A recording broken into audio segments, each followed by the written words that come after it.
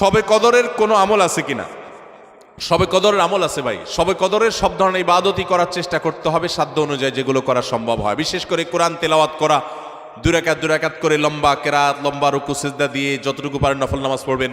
বিশেষ পদ্ধতির নামাজ, শবে কদরের নামাজ এত রাকাত, অমুক সূরা এতবার, প্রথম রাকাতে দ্বিতীয় রাকাতে এতবার, এগুলো মন গড়া, এগুলোর কোনো ভিত্তি কোরআন হাদিসে নাই। তবে দুই রাকাত করে যত লম্বা রুকু দিয়ে সিজদা দিয়ে অনেক সময় নিয়ে দুই রাকাত নামাজ 5-7-10 মিনিট ধরে যত বেশি সময় ধরে পারেন লম্বা কেরাত রুকুতে নামাজ পড়বেন। এক, তেলাওয়াত বেশি বেশি করবেন, যত সুন্দর করে সম্ভব তেলাওয়াত শুনবেন, শোনাশুনি করবেন, কোরআনকে সময় দিবেন, কোরআন স্টাডি করবেন এই রাতে।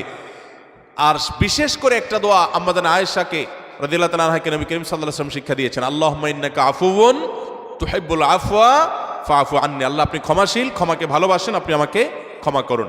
আর আল্লাহর কাছে দোয়া, ইস্তেগফার, রোনাজারি, চোখের পানি ফেলা, গুনাহ মাফ চাওয়া, এগুলো করতে থাকবেন। দান সাদেকা করার সুযোগ থাকলে সেটাও করবেন। অর্থাৎ যে কোনো সাধারণ আমলই করবেন। হাদিসে বিশেষ করে এই দোয়াটার কথা বলা আছে, এটা আমরা লাইলাতুল কদরে পড়ব।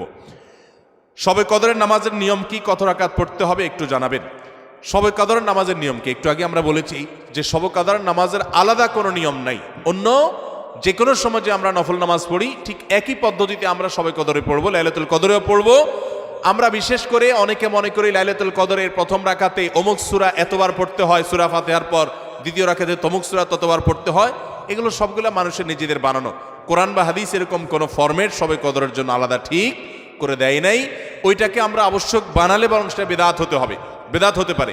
আমরা দুই রাকাত করে যত লম্বা সময় পারি, যে কোনো সূরা দিয়ে পারি, আমরা বেশি বেশি করে নামাজ পড়বো শবে কদরে ইনশাআল্লাহ তাআলা। রোজা রেখে রক্ত দেওয়া যাবে কিনা? মানুষকে রক্ত দান করা সওয়াবের কাজ। কোনো রোগীকে চিকিৎসার জন্য রক্ত দেওয়ার প্রয়োজন হয়েছে, আপনি রক্ত দিতে পারবেন, কিন্তু রোজা রেখে দিতে পারবেন কিনা? উত্তর হলো, যদি রোজা রেখে রক্ত দিলে আপনার রোজার কোনো ক্ষতি না হয়, আপনি দিতে পারেন। রোজার ক্ষতি না হওয়া মানে, অনেকে আছেন যে রক্ত দিলে তিনি নিজে দুর্বল হয়ে, তার শরীরে এমনি রক্তশূন্য, রক্ত দেওয়ার ফলে দুর্বল হয়ে তার রোজাটাও বরং রাখাটা রিস্ক হয়ে যেতে পারে। এরকম যদি হয় কেউ, তাহলে তার জন্য এটা করা উচিত না, জায়েজ না, যেহেতু তার রোজা হুমকির মধ্যে পড়ে যাবে। আর এরকম সচরাচর বেশিরভাগ লোক এরকম না, সুস্থ স্বাভাবিক আলহামদুলিল্লাহ, যে এক ব্যাগ রক্ত আমি দিলে আমার অসুবিধা হবে না, আমি রোজা রাখতে পারবো, তাহলে সে অবস্থায় রোজা অবস্থায় রক্ত দিলে রোজা ভঙ্গ হবে না। রমজানের শেষ দশকের কোনো আমল আছে কিনা? কি কি আমল করতে পারি? রমজানের শেষ দশক হলো আমলের সবচেয়ে গুরুত্বপূর্ণ দশক। ভাইরা আমার, নবী করিম সাল্লাল্লাহু আলাইহি সাল্লাম সম্পর্কে আম্মাজান আয়েশা বলেছেন, কানা ইয়াজিতাহিদু ফীহি মা লা ইয়াজিতাহিদু ফী গায়রি। রমজানের শেষ 10 দিনে আসলে নবী সাল্লাল্লাহু আলাইহি সাল্লাম ইবাদতের জন্য এত চেষ্টা করতেন, এত মেহনত করতেন, এত সাধনা করতেন, তার জীবনে অন্য কোনো সময় ইবাদতের জন্য এত সাধনা করতেন না, শেষ 10 দিন ইবাদতের জন্য যেরকম সাধনা করতেন।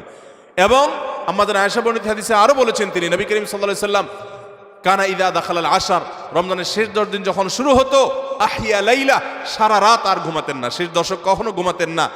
ওয়া আইকাদা আহলা, পরিবারের লোকদেরকে ঘুম থেকে ডেকে তুলতেন। ওয়াসাদ্দামে ইজারা, কোমর বেঁধে নিতেন। এবং ইবাদতের জন্য সবচেয়ে বেশি মেহনত মুজাহাদা তিনি করতেন।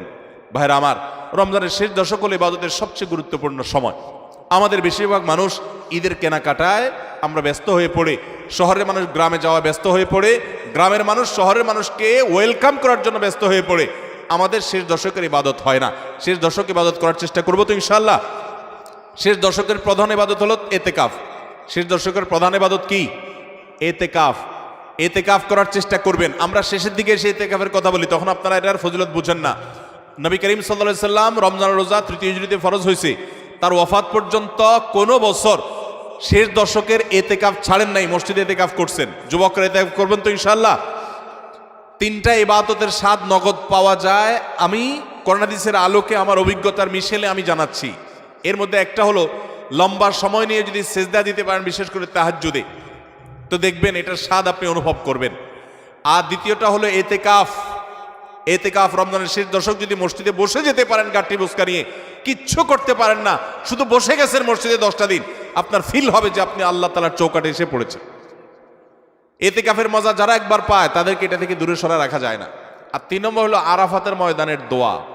এটাতে যে স্বাদ, এই 3টা স্বাদ যে পাইছে, সেই স্বাদগুলো কখনো আর ছাড়তে চায় না। আল্লাহ আমাদের সবাইকে ইতিকাফ করার তৌফিক নসিব করুন।